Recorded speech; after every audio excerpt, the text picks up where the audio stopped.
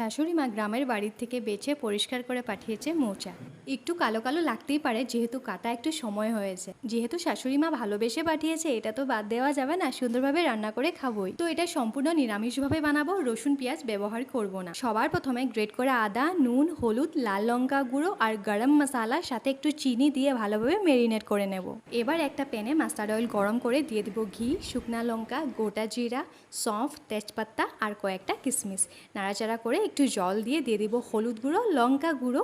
এবার আবারও নাড়াচাড়া করে নিয়ে দিয়ে দিব আগেই ড্রাই রোস্ট করে ভেজে রাখা মুগ ডাল। আবারও দিয়ে দিলাম একটু আদা কুচি আর আগেই মেরিনেট করা মোচা। আচ্ছা, মেরিনেট করার আগে কিন্তু মোচাটা এখানে আমি আগেই একটু হলুদ দিয়ে সেদ্ধ করে নিয়েছিলাম। হালকা হাতে কুক করে নিয়ে দিয়ে দিলাম জল আর স্বাদ মতো নুন, চিনি।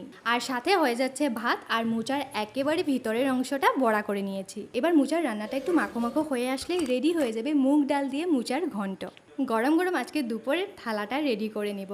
আছে সাদা ভাত, কিউকুম্বর কেটে নিয়েছি লম্বা লম্বা করে আর পেঁয়াজ দিয়ে করেছিলাম লম্বা লম্বা করে ভাত করলা ভাজা, মোচার বড়া আর এই ঘন্টটা সাথে ডাল, লেবু। খাওয়া দাওয়া করার পর বর আমায় কোথায় নিয়ে যাচ্ছিল তখন জানতাম না, বাট এখন জানি।